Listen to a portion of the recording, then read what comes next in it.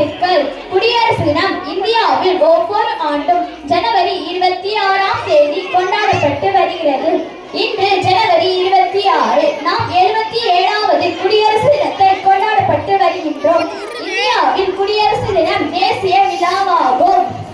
1950ஆம் ஆண்டு முதல் குடியரசு தினம் இந்தியாவில் ஆண்டுதோறும் கொண்டாடப்பட்டு வருகிறது.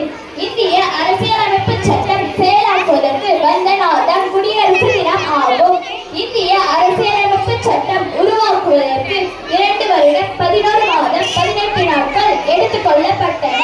தலைநகர் டெல்லியில் குடியரசுத் தலைவர் மூவண்ண கொடியை ஏற்றி இந்திய படை வீரர்களின் அணிவகுப்பு மரியாதையை ஏற்றுக்கொள்வார். குடியரசு தினமன்று பள்ளிகள், கல்லூரிகள் மற்றும் அலுவலகங்களில் தேசிய கீதம் பாடப்பட்டு கொடியேற்றி இனிப்புகள் வழங்கி கொண்டாடப்பட்டு வருகிறது. மக்களின் விருப்பத்திற்கு ஏற்ப தங்கள் தலைவரை தேர்ந்தெடுக்கும் போதுதான் சரியான ஆட்சி நிலவும்.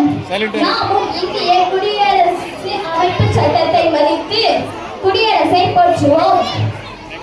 மன்னராட்சி முடிந்து மக்களாட்சி மலர்ந்த தினம் நம் குடியரசு தினம் ஆகும். குடியரசு என்பதன் பொருள் மக்களாட்சி ஆகும்.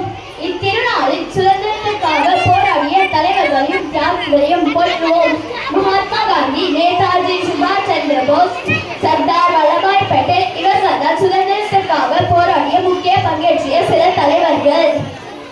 ஜாதி, மதம், மொழி, இனம் கடந்து அனைவரும் கொண்டாடும் தினம் இது. நமது பாரதம் வேற்றுமையில் ஒற்றுமை கண்ட நாடு. இதை காப்பாற்றுவது நம் முதல் கடமை ஆகும். நன்றி, வணக்கம்.